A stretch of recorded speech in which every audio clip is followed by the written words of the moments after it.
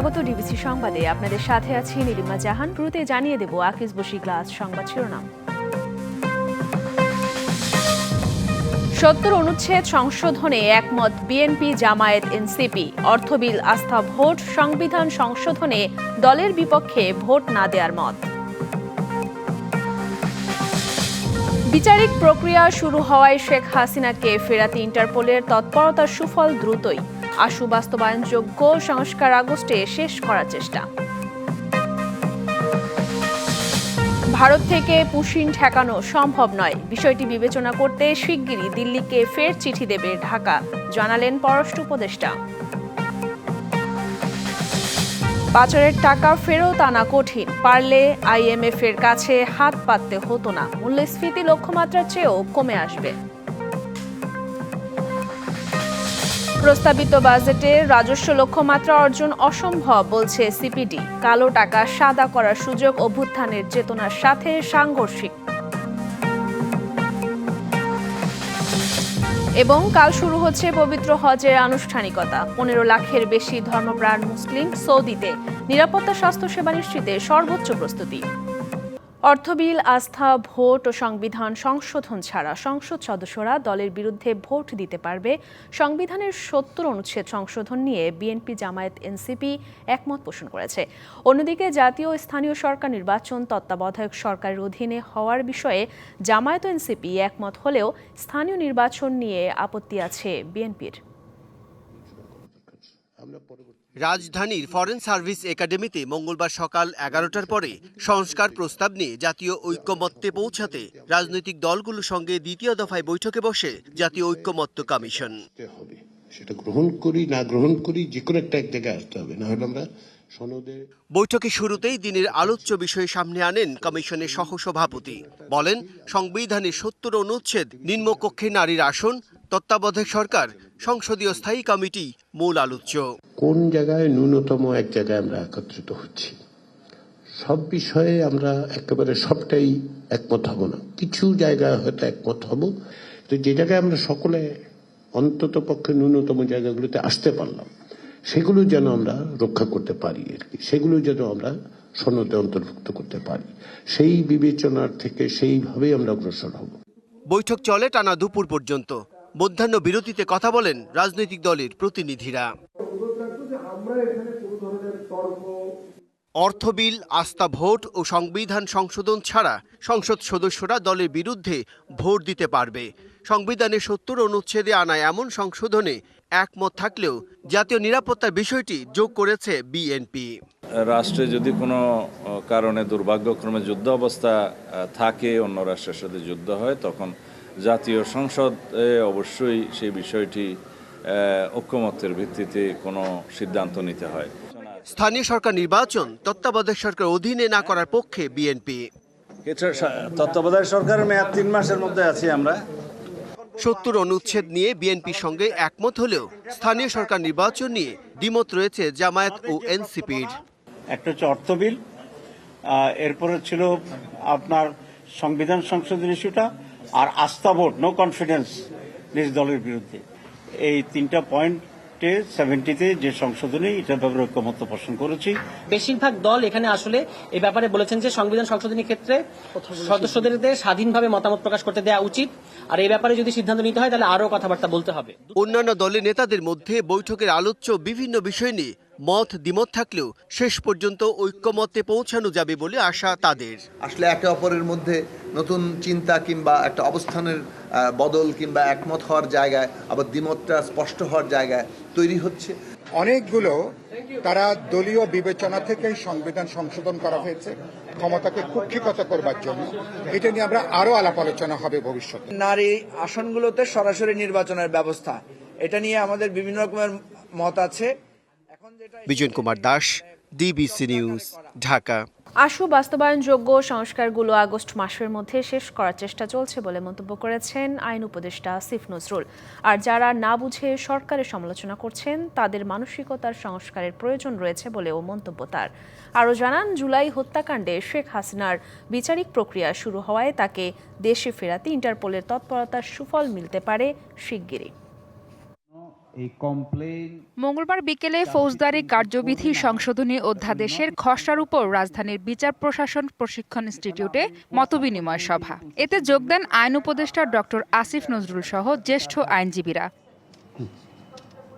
এ সময় আলোচনায় প্রাধান্য পায় ফৌজদারি আইনের নানা দিক। প্রস্তাব আসে শত বছরের পুরনো ঔপনিবেশিক বিভিন্ন আইন সংশোধনের। প্রাসঙ্গিক কিছু আইনের ধারা পরিবর্তনেরও পরামর্শ দেন বক্তারা। সিআরপিসির সাথে প্রাসঙ্গিক কয়েকটা আইন আছে যেগুলোকে সমন্বিতভাবে অ্যামেন্ড করা দরকার বলে মনে করি। তার মধ্যে একটা হচ্ছে পুলিশ অ্যাক্ট, প্রিজনস অ্যাক্ট এবং এই পুলিশের অ্যাক্টের সাথে পিআরবিটা এবং জেইল কোড। সভা শেষে সংস্কার নিয়ে বিভিন্ন মহল থেকে উঠে আসা প্রশ্নের জবাব দেন আইন উপদেষ্টা। দেখবেন অনেকে বলে যে এরকম আপনারা তো এত সংস্কার প্রস্তাব আমরা করে দিচ্ছি, কই কিছুই তো হচ্ছে না। আশু বাস্তবায়নযোগ্য যে সংস্কার আছে সেটা আমি মনে করি সেটা অগাস্ট মাসের মধ্যে শেষ হয়ে যাবে। কাজে আমরা যদি যে সমস্ত কাজ হয়েছে সেগুলির দিকে লক্ষ্য রাখি তাহলে আমাদের হতাশাটা কমবে এবং সবাই মিলে ভালোভাবে কাজ করার পরিবেশটা আরও উন্নত হবে। উপদেষ্টা বলেন, রাজনৈতিক দলগুলোর ঐক্যমত্য ছাড়া সংবিধান পরিবর্তনের সিদ্ধান্তে যাবে না সরকার। সবগুলো অপশনই রাজনৈতিক দলগুলোর কাছে তুলে ধরা হবে, ওনারা যে এই বিষয়ে ঐক্যমত পোষণ করে সেটাই করবে। রাজনৈতিক দলকে কোনোভাবে এই ঐক্যমতকে পাশ কাটিয়ে অন্তত সংবিধান পরিবর্তনের কোনো রকম চেষ্টা আমরা করব না। আইন উপদেষ্টা জানান, সরকার আইন ও বিচার ব্যবস্থায় এমন সংস্কার করে যেতে চায় যেন আগামীতে কেউ স্বৈরাচার হয়ে উঠতে না পারে। শাসকরা যেন অত্যাচারী হয়ে মানুষকে। মাহফুজা বৃষ্টি, ডিবিসি নিউজ, ঢাকা। ভারত থেকে পুশিন ঠেকানো অসম্ভব মনে করছে সরকার। এ বিষয়ে শিগগিরই চিঠি দেবে বাংলাদেশ, একথা জানিয়েছেন পররাষ্ট্র উপদেষ্টা। পররাষ্ট্র মন্ত্রণালয় ব্রিফিংয়ে তিনি আরও জানান, দুই দেশের আলোচিত বিষয়গুলো কনসুলার সংলাপের মাধ্যমে সমাধানের চেষ্টা করা হচ্ছে। দীর্ঘদিন পর সাংবাদিকদের মুখোমুখি পররাষ্ট্র উপদেষ্টা তৌহিদ হোসেন। ভারত বাংলাদেশ সম্পর্কের নানা দিক নিয়েই প্রশ্ন ছিল বেশি। পুশিন করে এ পর্যন্ত ১৫০০-এর বেশি মানুষকে বাংলাদেশে পাঠিয়েছে ভারত। কনসুলার ডায়ালগ শুরু করে এ সমস্যার সমাধান হতে পারে বলে জানালেন পররাষ্ট্র উপদেষ্টা। বলেন, শেখ হাসিনাকে ফেরাতে ভারতকে আবারও চিঠি দেবে বাংলাদেশ। আমরা একটু সময় পর্যন্ত অপেক্ষা করবো, তারপর যদি ফেরত না দেওয়া হয়, বন্ধু বিনিময় চুক্তি হয়, তাহলে আমরা আবার আরেকটি পত্র দিব। সেই আবার আরেকটি পত্র কি আমরা দিব? আমরা এখনো দেইনি, এটুকু আমি বলতে পারি। আরেকটি পত্র দেইনি, তবে প্রয়োজন হলে অবশ্যই দেওয়া হবে। কনসুলার ইস্যুজ নিয়ে আমাদের একটা মেকানিজম আছে, সেটাকে ব্যবহার করে এই জিনিসটাকে আমরা একটু নিয়মের মধ্যে নিয়ে আসতে পারি কিনা সেই চেষ্টা করছি। আজকে অথবা আগামীকাল আরেকটা চিঠিও আমরা দেবো এই বিষয়ে, যে আমরা এটা চাই যে নিয়মিত পদ্ধতিতে এই জিনিসটা হোক। কনসুলার ডায়ালগ হতে পারে, অনেকদিন হয় নাই, হতে পারে। যেহেতু এখন একটা ইস্যু আছে যেটা আমরা সমাধান চাই, এটাও হতে পারে। ট্রান্সশিপমেন্ট বাতিলে বাংলাদেশের কোনো ক্ষতি হয়নি বলেও মন্তব্য করেন তিনি। না, আমার মনে হয় ট্রান্সশিপমেন্ট বাতিলের ব্যাপারে আমি তো যেটা দেখতে পেয়েছি সেটা হলো যে এটা একটা সাপে বর হয়েছে আমাদের, তাদের উপর নির্ভরশীলতাটা কমে গেছে। আমাদের কিন্তু কোনো এক্সপোর্ট তাতে করে ক্ষতিগ্রস্ত হচ্ছে না, এবং একটা মেকানিজম দাঁড়িয়ে গেছে চিটাগং এবং সিলেট থেকে দিল্লির পরিবর্তে ফ্রেট যাচ্ছে এবং কোনো সমস্যা হচ্ছে না। বিদেশিরা নির্বাচনের সময় জানতে চাইলে সরকারের অবস্থানই তাদের জানানো হয় বলেন পররাষ্ট্র উপদেষ্টা। অনেকেই জানতে চান যারা দেখা করেন। Ishrat Jahan Urmi, DBC news, Dhaka. Clean Master toilet cleaner, যার ultra power gel and stain remover আপনার টয়লেটকে রাখে নতুনের মতন ঝকঝকে। ক্লিন মাস্টার, সবচেয়ে সেফ, সবচেয়ে ক্লিন। যারা অর্থ পাচার করে তারা অনেক চতুর, তাই পাচার হওয়া টাকা ফেরত আনা কঠিন। আনা গেলে আইএমএফ এর কাছে হাত পাততে হতো না বলে মন্তব্য করেছেন অর্থ উপদেষ্টা। রাজধানীর উসমানী স্মৃতি মিলনায়তনে বাজেট পরবর্তী সংবাদ সম্মেলনে তিনি জানান, বিপ্লবী বাজেট দেওয়ার সুযোগ নেই। সরকারের সীমাবদ্ধতা মাথায় রেখে বাস্তবসম্মত সমালোচনার আহ্বান জানান তিনি। বাজেট পরবর্তী সংবাদ সম্মেলনের শুরুতেই অর্থ উপদেষ্টা দাবি করেন, একটি ভঙ্গুর অর্থনীতি পুনরুদ্ধারের দায়িত্ব নিয়েছিল অন্তর্বর্তী সরকার। জানান, মাথার ওপর ঋণের বোঝা, রাজস্ব আয় তলানিতে।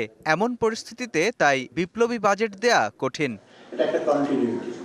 অনেকে বলে যে তোমরা তো আগের পদাঙ্ক অনুসরণ করেছো, আগের ম্যাক্রোইকনমিক ফ্রেমওয়ার্ক। আমরা যে সময় চট করে ডিপার্চার করে নিয়ে গেলে না, দারুণ বিপ্লবী একটা বাজেট দিয়ে দেবো, দারুণ একটা রেভিনিউ আনবো, সম্ভব না। সীমিত সম্পদ দিয়েও সাধারণের কল্যাণ হয় এমন বাজেট দেওয়ার চেষ্টার কথা জানান তিনি। তার কাছে প্রশ্ন ছিল, করের বোঝায় মধ্যবিত্তের ব্যয় বাড়ল কিনা। মধ্যবিত্তের খুব রোগের সময় যে দামটা স্মরণকালের জন্য সবচেয়ে রাখলাম মধ্যবিত্তই তো বেশি পেয়েছে। অতীতে কালো টাকা সাদা করার সুযোগ রাখার সমালোচনা করেছেন ডক্টর সালেহ উদ্দিন আহমেদ। তবে এবার নিজের তৈরি বাজেটেও রেখেছেন এমন সুযোগ। কালো টাকা কিন্তু ঠিক কালো টাকা না, এটা অপ্রতিষ্ঠিত টাকা কোনো কারণ যে আপনাদের থাকে, শুধু ফ্ল্যাটের ব্যাপারে একটা বিধান দেওয়া হয়েছে। আমরা বলছিলাম যে খুব ভালো জিনিস করে ফেলেছি কালো টাকা সাদা করা, সেটা আমরা দেখব। পাচার হওয়া টাকা ফেরতের প্রশ্নে জানান তা ফেরত আনা কঠিন। যারা পাচার করে তারা অত্যন্ত বুদ্ধিমান লোক, লেয়ারিং করে পরে ঘুরে ঘুরে টাকা যাবে, এগুলো ট্রেস করা সময় লাগবে, তবু প্রোগ্রেস হচ্ছে। যে কালো টাকাটা পেলে হয়তো আমার বাজেটে ওই বাজেট সাপোর্টটা মোটো কম লাগতো, আইএমএফের কাছে যেতে হতো না। আনফরচুনেট আমরা সেটা পারি নাই। সীমিত সম্পদ আর নানা সীমাবদ্ধতার মধ্যেও নিজের দেয়া বাজেটকে জনবান্ধব ও ব্যবসা বান্ধব বলে দাবি করেন অর্থ উপদেষ্টা। আমি মনে করি যে আমরা জনবান্ধব।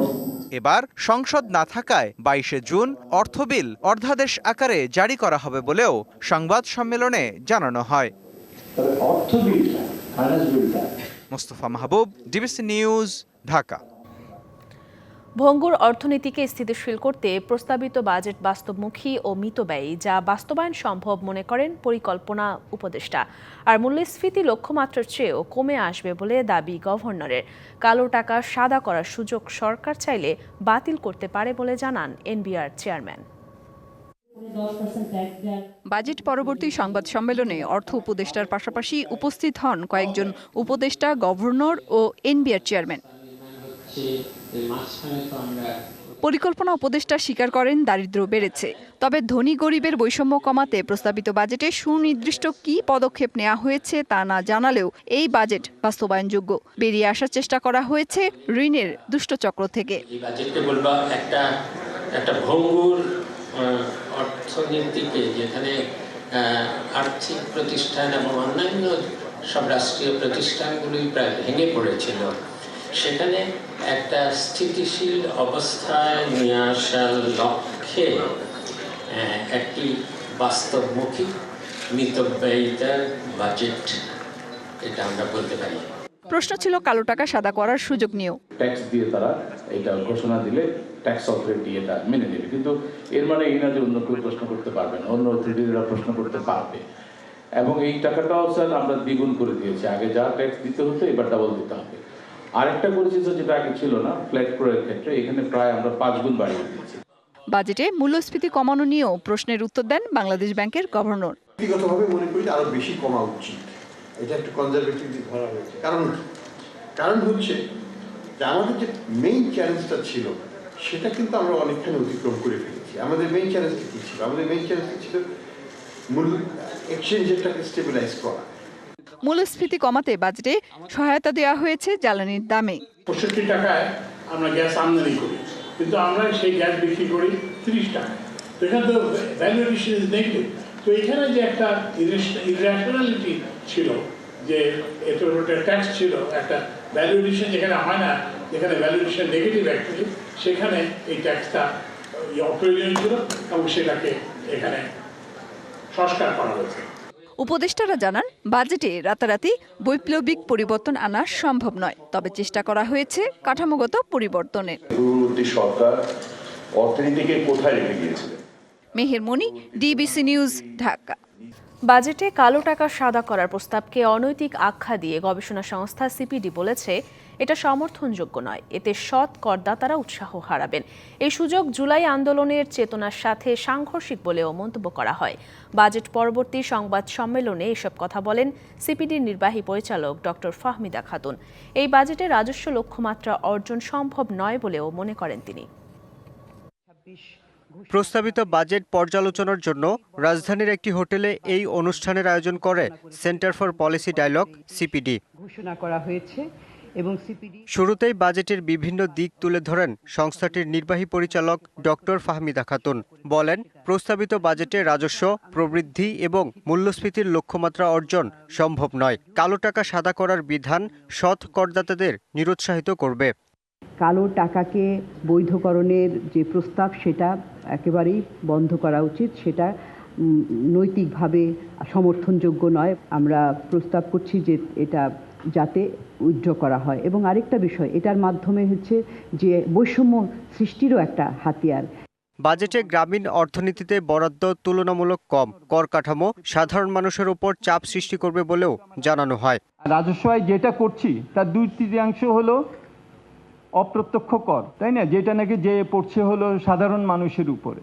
তাহলে এই কর কাঠামো এবং এই কর আয় দিয়ে বৈষম্য কমানো খুবই দুরূহ। তো আমাদেরকে কিন্তু ক্রমান্বয়ে আয়করের উপর নির্ভরশীলতা বাড়াতে হবে। এছাড়া নবায়নযোগ্য জ্বালানি খাত, নারী উন্নয়ন, শিক্ষা এবং স্বাস্থ্য খাতে বাজেট বরাদ্দ কম বলেও মনে করে সংস্থাটি। বেশি ছিল, সেটাকে কমানো হয়েছে। Yusuf Rana, DBC news, Dhaka. DBC সংবাদে নিচ্ছে একটি বিরতি, সঙ্গেই থাকুন। এবার জাল টাকা ধরা যাবে পশুর হাটেই। জাল টাকা শনাক্তকরণের মেশিন বসিয়েছেন রাজধানীর খিলক্ষেতের পশুর হাটের ইজারাদাররা। তারা বলছেন জাল টাকার আধিপত্য রোধেই ক্রেতা বিক্রেতাদের সুবিধার্থে এই মেশিন বসানো হয়েছে। এছাড়াও নিরাপত্তায় নিয়োজিত রয়েছেন পুলিশ, আনসার, র্যাব সহ নিরাপত্তা বাহিনীর সদস্যরা। ইজারাদাররা বলছেন এলিভেটেড এক্সপ্রেসওয়ের নিচে হাট বসায় রোদ বৃষ্টি থেকে মুক্তি মিলছে ক্রেতা বিক্রেতাদের। আর বিক্রেতাদের প্রত্যাশা, কাল থেকে জমজমাট বিক্রি বাড়বে। চট্টগ্রামে জমে উঠেছে কোরবানির পশুর বাজার। গরু, ছাগল, মহিষের পাশাপাশি নজর কেড়েছে মরুর জাহাজ হিসেবে পরিচিত উটও। আছে গোলাপি কালারের মহিষও। ক্রেতারা বলছেন দামও গত বছরের তুলনায় কম। চট্টগ্রামের কর্ণফুলী উপজেলার সিডিয়া কোরবানি পশুর হাটে এবারের অন্যতম আকর্ষণ এই 3টি উট। বেনাপোলের ফিরোজ মামুন ডেইরি ফার্ম থেকে আনা হয়েছে এসব উট। চট্টগ্রামে প্রথমবারের মতো কোনো বাজারে আনা হচ্ছে ওট, তাই ক্রেতা ও দর্শনার্থীদেরও আগ্রহের কেন্দ্রে এসব ওট। আকার ভেদে দাম চাওয়া হচ্ছে 25 থেকে 35 লাখ টাকা। উটের দাম ফেলাইছি, বড় জাতির দুটো আছে, 35 লাখ করে বাজার মূল্য দাম ফেলা আছে। ওরা সরাসরি দেখে নাই, ফেসবুক, মোবাইলে দেখছে। ক্রেতারা বলছেন এবারে গরুর দাম গেল বছরের তুলনায় কিছুটা কম। মাঝারি দেশি গরুর চাহিদা বেশি। আগ্রহ আছে বিভিন্ন নামের ও রঙের মহিষ ও ছাগল নিয়েও। গতবারের তুলনায় বাজারের দাম আল্লাহর রহমতে অনেক কম আছে, আর প্রচুর পরিমাণ গরু আছে, গ্রাহকও আছে, কিন্তু বাজারে সবসময় যেটা মাঝারি গরুর চাহিদা সবচেয়ে বেশি। মাঝারি সাইজের গরু একটু কম, তবে বড় গরুর বেশি চাহিদা বেশি, তবে ক্রেতা সম্পন্ন কম।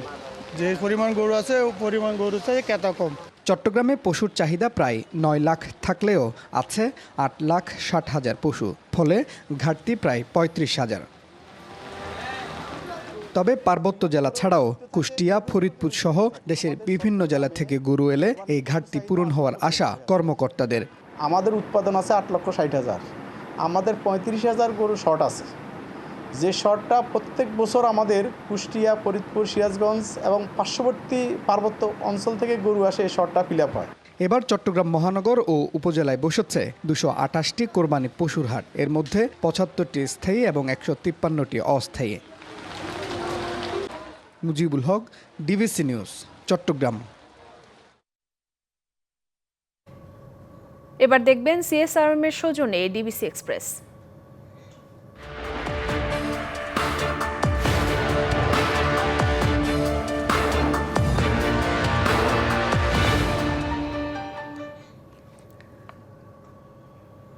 একসময়ের প্রাণবন্ত তুরাগ নদী আজ যেন বিষাক্ত এক কালো স্রোতধারা। কলকারখানার বর্জ্য আর বাসাবাড়ির ময়লায় ধ্বংস হয়ে যাচ্ছে টঙ্গীর পরিবেশ।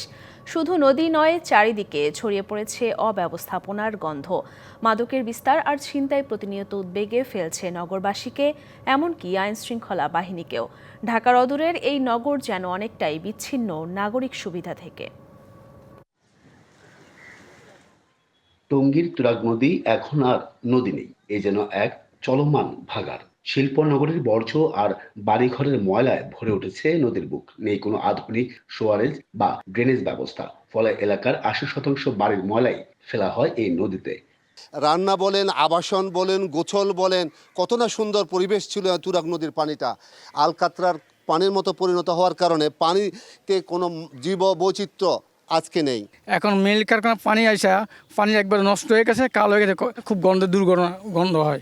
তারা ইচ্ছা করে সব জায়গা দখল করার লেগে নোংরা করে বাচ্চাদের খেলার মাঠ, এই যে দেখতেছেন খেলার মাঠ, সে জায়গা দখল হোক, তারা অ্যাডভান্স থেকে ভাড়া দেবে। তাদের দরকার টাকা, তাদের নাগরিক সমাজ দরকার নিতে হবে। কেবল কি নদী, গাজীপুর জেলার টঙ্গী থানা এলাকায় ডাম্পিংয়ের জায়গা না থাকায় রাস্তাঘাটে অলিগলিতে যেখানে সেখানে ফেলা হচ্ছে আবর্জনা। দুর্গন্ধ আর নোংরায় নাবিশ্বাস উঠেছে জনজীবনে। শিশু, বৃদ্ধ কিংবা পথচারী কেউই রেহাই পাচ্ছেন না। রাস্তাঘাট মনে করেন সবসময় পানি থাকে, আর মহিলা বাজারঘাট যেখানে সমস্ত কিছু এখান থেকে ময়লা ছড়ায়, এই ময়লার কারণে সব ভাইরাস ছড়ায়।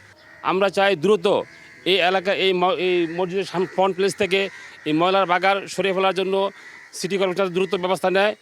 আরেক ভয়ঙ্কর সমস্যা মাদক। টঙ্গী রেল স্টেশনকে ঘিরে গড়ে উঠেছে একের পর এক মাদকের আখড়া। এখানকার মাদক যাচ্ছে রাজধানী উত্তরা থেকে শুরু করে গাজীপুর জেলার নানা প্রান্তে। প্রশাসনের চোখের সামনে গড়ে উঠেছে এক বিপজ্জনক চক্র। যে অনেক রেলগাড়ি আছে যে স্লো করতেছে, এই জায়গায় রেলগাড়ি থেকে বিভিন্ন পয়েন্টে মাদক নামে। একজন মানুষকে যদি সিঙ্গেলে পাওয়া যায়, সাথে সাথে ছিনতাই করা হচ্ছে। ঢাকার হচ্ছে যে মাদকের ট্রানজিট, সেই ট্রানজিট হিসেবে টঙ্গীটাকে ইউজ করা হয়। এসব সংকটের মাঝে প্রতিদিনের আতঙ্ক, ছিনতাই। চলন্ত ট্রেনের গতি কম থাকায় স্টেশন এলাকাতেই ঘটছে ছিনতাইয়ের ঘটনা। যাত্রীরা হারাচ্ছেন ব্যাগ, মোবাইল, এমনকি নিরাপদ অনুভূতিও। দিনের বেলা একজন লোক ব্যাগ হাতে করে তার ব্যবসায় টাকা নিয়ে যাচ্ছে, সে টাকাগুলো ছিনিয়ে নিয়ে মোটরসাইকেল থেকে 2 থেকে 3 জন ছেলে এসে ধারালো অস্ত্র দিয়ে তাকে আঘাত করা, সে কিন্তু সেখানেই ঘটনাস্থলে সে কিন্তু মারা যায়। জনবল কম থাকায় অপরাধ নিয়ন্ত্রণে আনতে কিছুটা বেগ পেতে হচ্ছে, জানালেন আইন শৃঙ্খলা বাহিনীর ঊর্ধ্বতন কর্মকর্তা।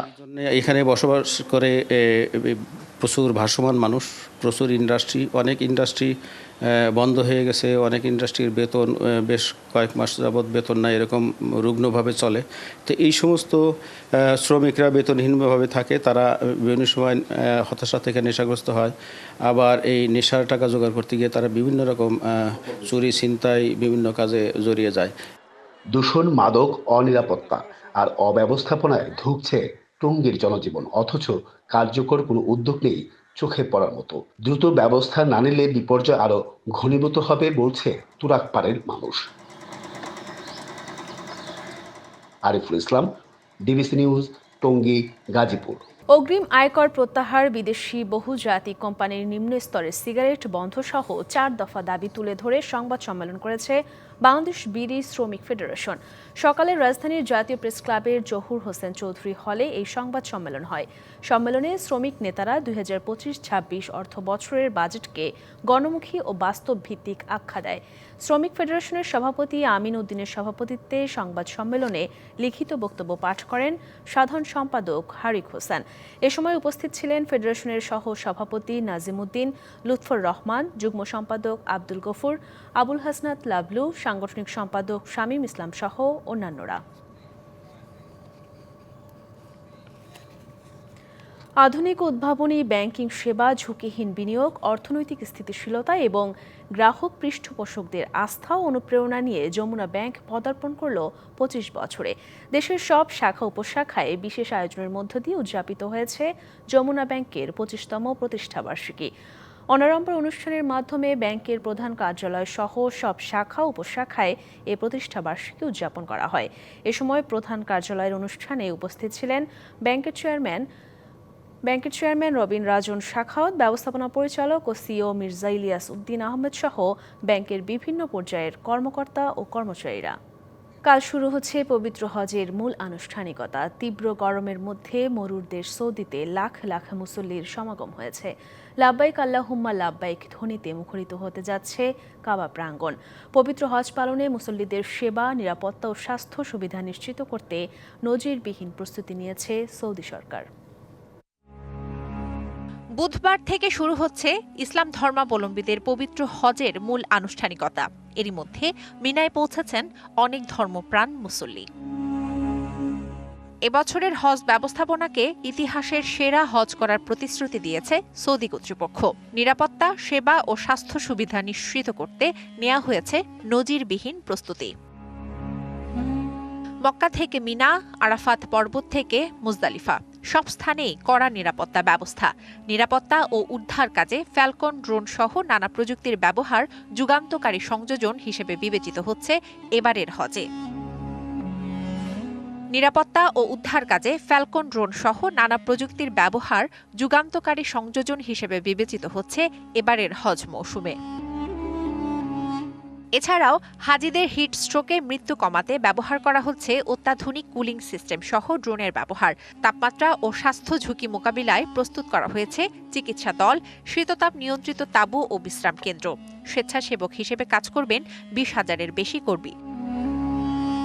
কঠোর নজরদারির মধ্যে এরই মধ্যে 2,70,000-এর মতো অঅনুমোদিত ব্যক্তি মক্কায় প্রবেশের সময় আটক হয়েছেন। 252টি ভুয়া হজ ক্যাম্পেইন ধরা হয়েছে এবং হজ বিধি ভঙ্গের জন্য গ্রেপ্তার করা হয়েছে 1200-এর বেশি মানুষ। শান্তি, সংহতি ও আত্মশুদ্ধির মহাসমাবেশ পবিত্র হজ সারা বিশ্বের মুসলমানদের মিলন মেলা। আর এই মহাসমাবেশ যেন শান্তিপূর্ণ ও নিরাপদ হয় সেই লক্ষ্যেই নানা ব্যবস্থাপনা সৌদি কর্তৃপক্ষের। Shovon Shahmin Disha, DBC news desk. Bharat Pakistan উত্তেজনা বাড়লে বরাবরই ভারতীয় মুসলমানদের দিতে হয় বিশ্বস্ততার পরীক্ষা। কাশ্মীরের পেহেলগামে হামলার জেরে দুই দেশের মধ্যে চলা যুদ্ধ অস্ত্রবিরতির মধ্য দিয়ে থামলেও ভারত জুড়ে থামেনি মুসলিম বিদ্বেষ ও সহিংসতা। ভারত নিয়ন্ত্রিত কাশ্মীরে গত 22শে এপ্রিল পর্যটকদের ওপর প্রাণঘাতী হামলার পর থেকে ভারতের বিভিন্ন স্থানে একের পর এক ছড়িয়ে পড়ে মুসলিম বিদ্বেষ ও সহিংসতা। এই ঘটনার প্রায় 2 সপ্তাহের মধ্যে দিল্লি ভিত্তিক সংগঠন association for protection of civil rights দেশ জুড়ে 184টি মুসলিম বিদ্বেষী ঘটনার তথ্য নথিভুক্ত করেছে। এসব ঘটনায় শুধু প্রতিক্রিয়াশীলতা নয়, এতে স্পষ্ট হচ্ছে ভারতের রাজনৈতিক ও সামাজিক বাস্তবতায় মুসলমানদের প্রতি সন্দেহ ও বিদ্বেষকে কিভাবে মূলধারায় নিয়ে আসা হয়েছে তারও চিত্র। সবচেয়ে বেশি সংকট তৈরি হয়েছে নাগরিকত্বের ধারণা নিয়ে। আজকের ভারতে মুসলমানদের স্বীকৃত নাগরিক হতে হলে কেবল দেশকে ভালোবাসাই যথেষ্ট নয়, তাদের পাকিস্তানকে ঘৃণারও প্রমাণ দিতে হচ্ছে। ভারত পাকিস্তানের উত্তেজনার ঘটনাগুলো এখন ভারতীয় মুসলমানদের জন্য এক ধরনের অঘোষিত আনুগত্যের পরীক্ষায় পরিণত হয়েছে, যা দিন দিন আরও স্পষ্ট ও প্রকাশ্যে রূপ নিচ্ছে। কাশ্মীর সীমান্তে অস্ত্রের গর্জন থেমে গেল ভারতের অভ্যন্তরে মুসলিম পরিচিতির বিরুদ্ধে অদৃশ্য যুদ্ধ চলমান। কোনো অস্ত্র দিয়ে নয়, বরং সন্দেহ, অপমান, বৈষম্য হজম করে মৌনতার মাধ্যমে লড়ছে মুসলমানরা। দিতে হচ্ছে বিশ্বস্ততার পরীক্ষা। Nahida Rinthi, DBC news desk. FIFA প্রস্তুতি ম্যাচে কাল ভুটানের বিপক্ষে মাঠে নামবে বাংলাদেশ। দেশের মাটিতে প্রথমবার ম্যাচে নামতে প্রস্তুত হামজা চৌধুরী। একই সাথে দেখা যেতে পারে ফাহমিদুল ইসলামকেও। এই ম্যাচ দিয়েই প্রায় 5 বছর পর ফুটবল ফিরছে জাতীয় স্টেডিয়ামে। খেলা শুরু সন্ধ্যা 7টায়। অপেক্ষা ফুরবে ঘণ্টা কয়েক পর। এরপরই জাতীয় স্টেডিয়াম বারবার প্রকম্পিত হবে হামজা হামজা প্রতিধ্বনিতে। সিঙ্গাপুর ম্যাচের আগে ভুটানের সাথে ভুল শোধরানোর মিশন, যে ম্যাচ দিয়ে প্রথমবার দেশের মাটিতে দেখা যাবে বাংলার ফুটবলে জোয়ার ফেরানো হামজা দেওয়ান চৌধুরীকে। আরেক সুপারস্টার সমিত সোম ঢাকার বুকে পা ফেলবেন ভোর রাতে, তাই না খেললেও যাবেন মাঠে, সচক্ষে দেখবেন সতীর্থদের পারফরম্যান্স। সোম না থাকলেও হামজার সাথে দেখা যেতে পারে ইতালি থেকে উড়ে আসা উইঙ্গার ফাহমিদুল ইসলামকে। তবে হামজা যে খেলছেন সেটা নিশ্চিত।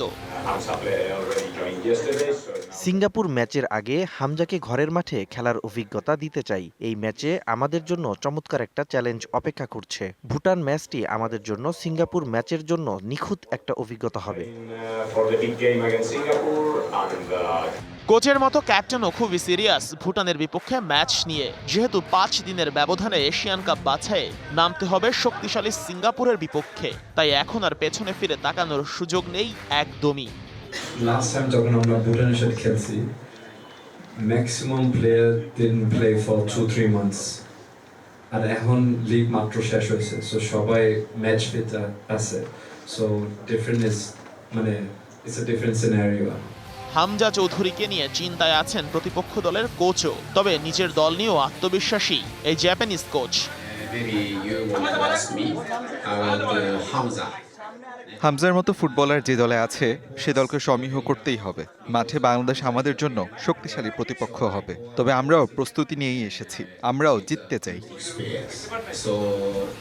সংস্কারের পর প্রথমবার প্রায় 5 বছরের বিরতিতে জাতীয় স্টেডিয়ামে ফিরছে ফুটবল, জানিয়ে ভক্তদের উন্মাদনাও আগের চেয়ে অনেক বেশি। আর বাংলাদেশের স্কোয়াডও পরিষ্কারভাবে এগিয়ে রাখবে স্বাগতিকদেরই। Sheikh Ashik, DBC news, Dhaka. DBC সংবাদে ছিল এখনকার মতো। ডিবিসি নিউজের সংবাদগুলো পড়তে ভিজিট করুন dbcnews.tv আর ভিজিট করুন ডিবিসি নিউজের ফেসবুক পেজ এবং ইউটিউব চ্যানেল। ডিবিসির সঙ্গেই থাকুন।